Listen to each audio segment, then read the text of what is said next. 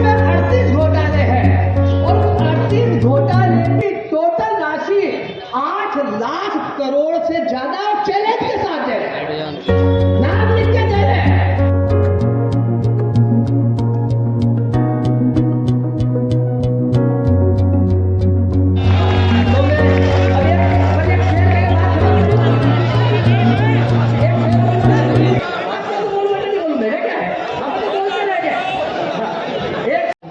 पुलाव आ गया, लगता है शहर में चुनाव आ गया। गरीब की थाली में पुलाव आ गया, लगता है शहर में। अब एक आखिर चलिए बड़ा बहुत है और फिर आपसे बात करेंगे। मैं जीतू भैया कोई एक मेरा हक साहब का एक शेर बोल दूं। हाँ, बात बनती कहे या वतन की कहे, जस्ट गौर से सुनना, शेर बोले राहत इंदौरी साहब का है सर। बात मन की कहे या वतन की कहे, झूठ बोले तो आवाज भारी रखे, झूठ बोले तो आवाज भारी रखे। वो मुमक्कल हो ये जरूरी नहीं, वो मुमक्कल हो ये जरूरी नहीं, योजनाएं मगर ढेर सारी रखे। धन्यवाद सिद्धू भैया। क्यों सुने गए? जन आक्रोश का है। ये जन आक्रोश क्यों है? इसलिए कि अभी थोड़े दिन पहले जन आशीर्वाद के लिए भारतीय जनता पार्टी के लोगों ने एक यात्रा निकाली, अलग अलग जगह से निकाली। पिछले साल यही यात्रा शिवराज जी ने निकाली थी जब वो रतलाम में आए थे, और शायद इसी चौक पे उनकी सभा हुई थी। पर बात इतनी है कि मेरे कुछ सवाल है रतलाम की जनता से। और जब मैं दादा ये कह रहे थे गोदी मीडिया, तो मीडिया कैसी भी हो सकती है, पर पत्रकार देशभक्त होता है, ईमानदार होता है, उनके लिए जरा जोरदार तालियां बजावा। पत्रकार को क्या मिलता है, रिपोर्टर को क्या मिलता है? रिपोर्टर को एक सच्ची और अच्छी खबर की चर्चा हो तो उसको वाहवाही मिलती है। जिसने खोजी खबर की कोई अच्छी और सच्ची बात जो देश और जनता के हित की हो, तो उसकी चर्चा होती है, उसको आत्मबल मिलता है। तो मैं मानता हूं दादा ने जो गोदी मीडिया की बात की, वो मीडिया दिल्ली की है। वो हो सकता है कि यहाँ के विधायक जी ने यहाँ के अखबारों को भी कवर कर रखा हो, पर यह भी जरूरी है कि एक रिपोर्टर ईमानदार होता है, किसी प्रकार की बेईमानी नहीं कर सकता। साथियों, जैसे मैंने कहा कि मैं कुछ सवाल रतलाम के इस पावन मंच से आप लोगों के लिए छोड़ के जा रहा हूँ। चेतन कश्यप यहाँ के विधायक हैं, अच्छे इंसान हैं। मैं मानता हूँ कि उनके पास बहुत सारी कुबेरपति है, धन बहुत है। ये भी बात सही है कि मैंने देखते हुए जब मैं पहली बार विधायक बना तो वो विधानसभा अध्यक्ष के पास आए और उन्होंने कहा कि मैं तनख्वाह नहीं लेना चाहता हूँ, इसलिए लिख के उन्होंने अपनी तनख्वाह सिलेंडर की। यह विधायकों का एक भाव हो सकता है, पर एक विधायक का काम क्या होता है? एक विधायक का काम जनहित के मुद्दों को सदन में सरकार के बीच में ले जाना होता है। हमारे विधायक ने, रतलाम के विधायक ने मेरे संज्ञान में कभी नहीं आया, मैंने आज तक नहीं देखा कि चेतन कश्यप ने सदन में खड़े होकर कोई बात की हो, आज तक नहीं हुआ। मैं इसने कहा कि जैसे चुनाव जीत जाते हैं तो 4 दरवाजे, चुनाव पास आते हैं तो दरवाजे कम होते हैं, आखिरी साल आता है तो 2 दरवाजे, और आखिरी महीना चुनाव का चलता है तो 1 दरवाजा। यही बोला मैं मानता हूं कि ये दरवाजों की राजनीति से रतलाम की जनता का बाहर आएगी। ये मैं अनुरोध करना चाहता हूं, स्मार्ट सिटी बनाएंगे, यहाँ पर व्यापारियों के एक प्लाट पे 2 घर की समस्या का समाधान करेंगे, हर रोज पानी देंगे, स्मार्ट सिटी में हर साल 150 करोड़ रुपए देंगे। ये सब बातें, ये क्या घोतक है? ये क्या हमारे आम जनता की कमजोरी है कि ये जो बोलते हैं हम विश्वास करते हैं, इनको चुनाव जिताते हैं और फिर आगे बढ़ जाते हैं? भारतीय जनता पार्टी की नीति और नीयत को देखो। जब चुनाव आते हैं तो उनकी धाराएं अलग होती है, वो बंटवारे की धाराएं होती है, नफरत की होती है, घृणा की होती है, हिंदू और मुसलमान की होती है। और जब आम समय चलता है तो इंसानियत की बातें होती है, व्यापार की बातें होती है। नरेंद्र मोदी जी आए थे, जो बातें उन्होंने 2014 में 2029 में नहीं कही। जो बातें 2029 में कही, अब वो बातें 2024 में नहीं करेंगे। ध्यान कैसे मोड़ा जाए, इसमें मास्टर है भारतीय जनता पार्टी। शिवराज सिंह चौहान, जन आशीर्वाद चाहिए इनको। शिवराज सिंह चौहान को जन आशीर्वाद चाहिए इसलिए कि रतलाम शहर का, मध्य प्रदेश का एक एक घर से एक एक नौजवान नशा करता है। इसलिए ये मेरे कोई आरोप नहीं है, ये मेरा आरोप नहीं है। मध्य प्रदेश का जो शराब से पैसा आता है और शराब की बिक्री बताती है कि जितनी यहाँ जनता रहती है उतनी बाटल है, उतना व्यापार रोज शराब का यहाँ मध्य प्रदेश में होता है। आबकारी नीति के अंतर्गत ये रिकॉर्ड की बात है। आज मध्य प्रदेश के हालात क्या है? 1 करोड़ से ज्यादा हमारे बच्चे बेरोजगार हैं। जन आशीर्वाद यात्रा इनको चाहिए। किस बात की चाहिए जन आशीर्वाद? इस बात का कि आपने रतलाम शहर एक व्यापारियों का, समझदार लोगों का शहर है। यहाँ का व्यापार दुनिया भर में माना जाता है, यहाँ का सोना दुनिया भर में माना जाता है। 4 लाख करोड़ का कर्जा है मेरे मध्य प्रदेश में। हमारी अर्थव्यवस्था ओरिजिनल में 1.5 लाख करोड़ की, हम उसको बना देते हैं 3 लाख करोड़ की आय में, पर 4 लाख करोड़ का कर्जा, ये कर्जा शिवराज जी लेते तो करते क्या है? 3000 करोड़ रुपया हर महीने कर्जा लेते हैं, हर महीने। इस साल 12 महीने में 33 करोड़ रुपया, 33,000 करोड़ रुपया कर्जा लिया। तो इस कर्जे का किया क्या? इस कर्जे का किया बड़ा पांडाल लगाया। पांडाल लगाने के साथ बड़ा सा मंच लगाया, एक नया मंच आजकल जो खाटू श्याम की भजन संध्या में आगे रैंप लगता है या फिर कोई फैशन शो हो उसमें चलने के लिए एक रैंप लगता है। आप देखो वैसा आगे तक रैंप लगाया और फिर उसमें शिवराज जी ने कार्डलेस माइक लिया, फिर लाडली बहनों को बुलाया, बड़ा पांडाल सजाया, उनको खाना खिलाया, बसों की व्यवस्था की। इस पूरे आयोजन में 10 करोड़ रुपए खर्च हुए।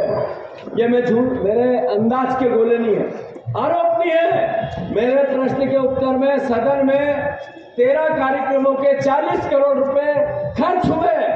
ये शिवराज सिंह जी के, उसमें महिलाओं को लाने ले जाने और खाने और मीडिया का और सोशल मीडिया का खर्चा नहीं था।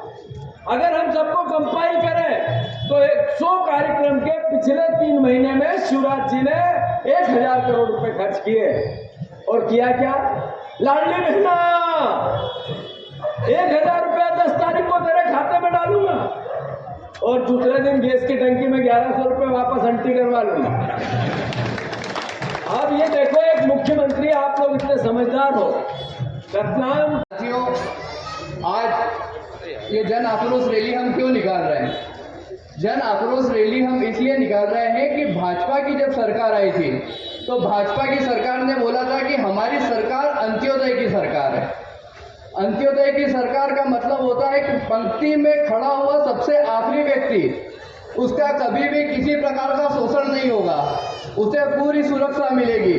लेकिन आप देखेंगे कि आज भाजपा की सरकार में अगर सबसे ज्यादा किसी का शोषण हो रहा है तो वो पंक्ति में खड़े हुए अंतिम व्यक्ति का शोषण हो रहा है। जैसा कि आप सभी को मालूम है कि पिछले 40 साल से हमने यहाँ पर भाजपा का विधायक दिया है और अभी ये जो 10 साल हुए हैं, इस 10 साल के अंदर हम सभी ने, आप सभी ने मिलकर, रतलाम की सभी जनता ने मिलकर एक ऐसे उद्योगपति व्यक्ति को यहाँ से चुनाव जिताया जिसने कहा था कि मेरे पास एक बहुत विजन है, रतलाम के लिए बहुत विजन है। लेकिन क्या वो अपने विजन पे पूरे खरे उतरे हैं? मैं मानता हूँ वो बिल्कुल खरे नहीं उतरे हैं। सम्मानित साथियों, 2013 के उनके मैनिफेस्टो के अंदर उन्होंने बोला था कि हम माही का पानी रतलाम में लेके आएंगे। ये सबसे बड़ी प्राथमिकता थी उनकी। टोटल मिला के 10 साल बीत गए। 10 साल के बाद में वो शिवराज सिंह जी चौहान को यहाँ पर लेके आते हैं और बोले हम नर्मदा का पानी लेके आएंगे। आदमी एक झटके के अंदर कैसे पलटता है, नई नई घोषणाएं करता है ताकि पुरानी घोषणाएं लोग ऑटोमेटिकली उसमें भूल जाए। सम्मानित साथियों, यहाँ पर आपने देखा होगा कि शिवराज सिंह जी चौहान आए थे और जो बाजार बैठक वसूली की जो बात थी, जो गरीबों की एक बात थी, तो उन्होंने कैसा भाषण दिया था यहाँ से कि काहे को इतना आप टेंशन लेते हो, मैं आपके लिए खजाना खोल दूंगा। लेकिन हुआ क्या, वो MIC के अंदर बाजार बैठक वसूली का वापिस से ठेका लेके आ गए। वापिस से पर्ची काटने की बात कर रहे थे कि हम 6 महीने के हिसाब से लेंगे, साल भर के हिसाब से लेंगे। लेकिन हमारे नेता प्रतिपक्ष शांतिलाल जी वर्मा और पूरे कांग्रेस के पार्षद दल के द्वारा जब विरोध हुआ तो वो वहां पर जाके बोलते हैं कि हम ऐसी कुछ भी सिचुएशन नहीं लेके आएंगे। लेकिन आप इस बात को मान के चलिए कि आदमी की नियति देखिए, आदमी की नियत में जब खोट होता है तो वो क्या गरीबों को डराने के लिए था?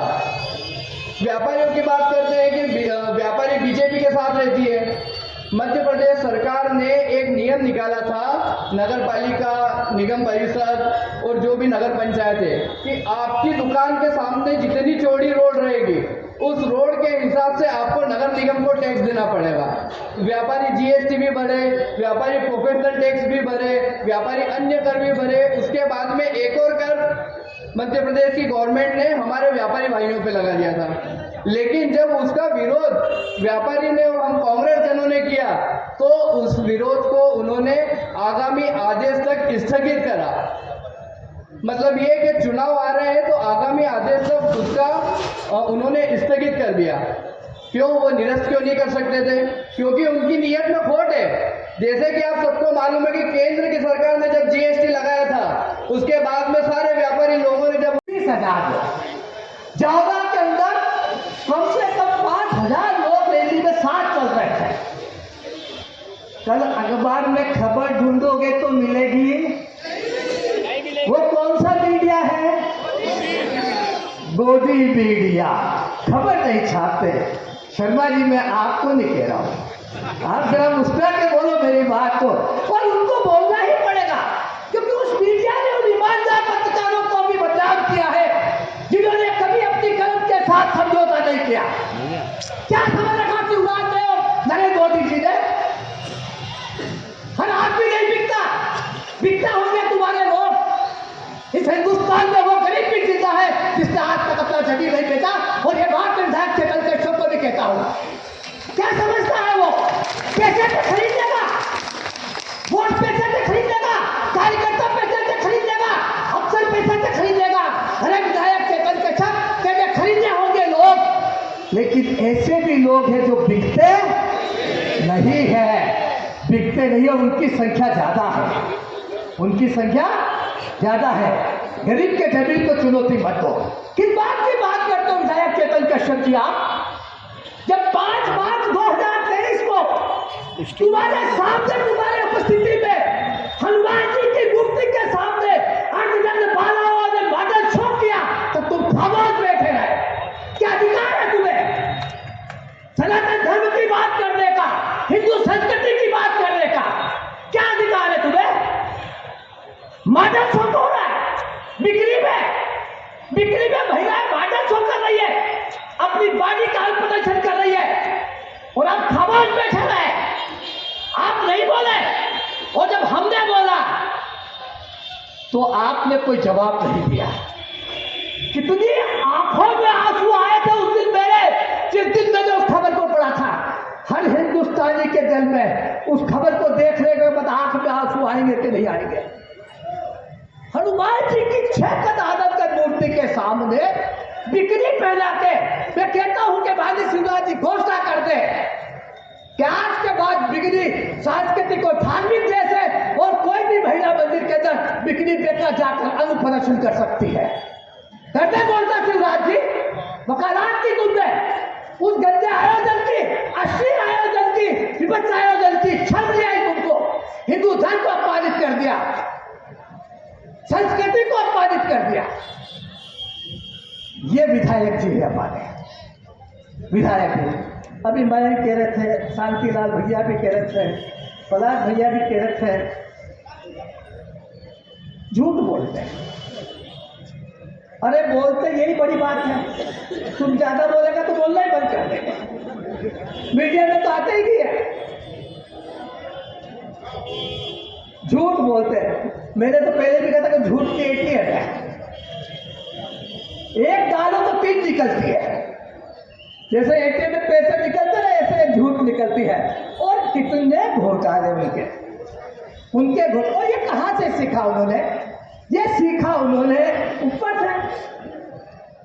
माननीय मोदी जी परम आदरणीय अभी मेरे से एक ने पूछा था, मीडिया वाले ने, कि दादा G20 में सारे विश्व के राजनेता अपनी पत्नियों को साथ लेकर आए।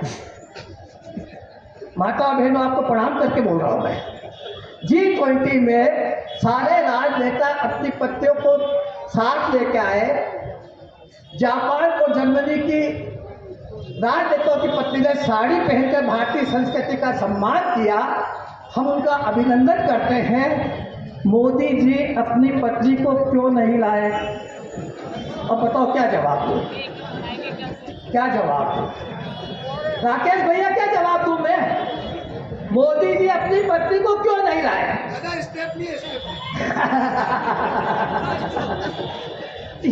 ये बात है। आपने कभी किसी बीजेपी वाले के नाम के मुंह से सिया राम का नारा सुना क्या? जय श्री राम जरूर सुन लिया होगा। सिया राम सुन लो एक बार तो मान जाऊं मैं। वो सिया तो बोल ही नहीं सकते, सिया कुछ मुंह से बोले। तो ये जो बातें हैं, ये बातें देखिए, अभी भैया ने अपनी बात शुरू की अंत्योदय से। ये एक एडवर्टाइजमेंट है, अभी खूब चल रहा अखबार में। पिछले 1 अप्रैल से लेकर 20 सितंबर तक 900 करोड़ के विज्ञापन आ चुके हैं। आप अखबार में रोज देख रहे हो ना, इसमें यह लिखा है गरीब कल्याण महाअभियान। 20 साल बाद जिस सरकार को गरीब के कल्याण के लिए महाअभियान चलाना पड़े। मामू, चेहरे पर हाथ फेरने से कुछ नहीं होगा, दिल पे हाथ फेरो जरा।